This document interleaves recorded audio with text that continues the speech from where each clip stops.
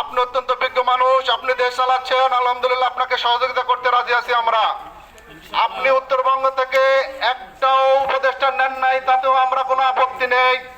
কিন্তু মাননীয় প্রধান উপদেষ্টা কোন কারণে উত্তরা ট্রেনটি বন্ধ হলো?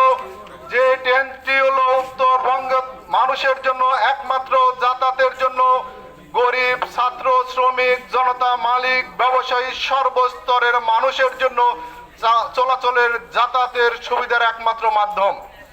আপনার কাজ হলো, রাষ্ট্রের কাজ হলো জনগণের সুবিধা করা, জনগণের ভোগান্তি বাড়ানো নয়।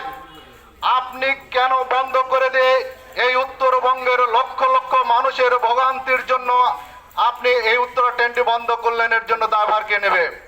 মাননীয় উপদেষ্টা, আমি আপনার মাধ্যমে, আপনার দ্বারা আমি রেলওয়ে ডিজিকে বলতে চাই যে রেলওয়ে ডিজি মহোদয়, আগামী 1 তারিখের মধ্যে, যদি জানুয়ারির 1 তারিখ থেকে যদি আপনারা এই উত্তরা ট্রেনটি চালুর ব্যবস্থা করে না দেন, তাহলে এই উত্তরবঙ্গের সকল স্টেশন থেকে উত্তরবঙ্গের সকল মেহনতি শ্রমিক, ছাত্র জনতা, শিক্ষক, আলেম ওলামা, সর্বস্তরের মানুষকে সাথে নিয়ে নাটোর থেকে উত্তরবঙ্গ থেকে ঢাকাগামী যত ট্রেন রয়েছে সমস্ত চলাচল বন্ধ করে দেওয়া হবে। আমরা চাই না কোনো উদ্ভূত পরিস্থিতি সৃষ্টির আগেই সমস্যার সমাধান করা হোক।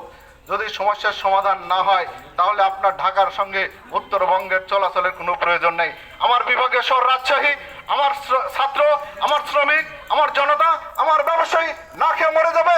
তারা চলতে পারবে না, তারা পকেটের টাকার অভাবে আত্মীয়র বাড়িতে যেতে পারবে না, ব্যবসায় প্রতিষ্ঠানে যেতে পারবে না, কর্মস্থানে যেতে পারবে না। আপনার ঢাকার সঙ্গে আমার উত্তরবঙ্গের তো যোগাযোগের কোনো প্রয়োজন নেই, আমার উত্তরবঙ্গের মানুষ যদি না বাঁচে। এই জন্য আমি উত্তরবঙ্গ বাঁচাও, দেশ বাঁচাও, উত্তরা বাঁচাও, রেলওয়ে বাঁচাও। যদি আপনি রেলওয়ে ডিজি মহোদয়, আপনার কাছে বিনয়ের সাথে অনুরোধ করছি, আপনি যদি এটি চালু না করেন, আপনি যদি না পারেন, আপনি ব্যর্থ যদি হয়ে যান, আপনি রিজাইন দিয়ে চলে যান। ওই জায়গায় আপনার চেয়ে ভালো লোক আছে বাংলাদেশে, সে জনসম্পদ আছে, তারা দেশ চালাবে, রেলওয়ে চালাবে ইনশাআল্লাহ।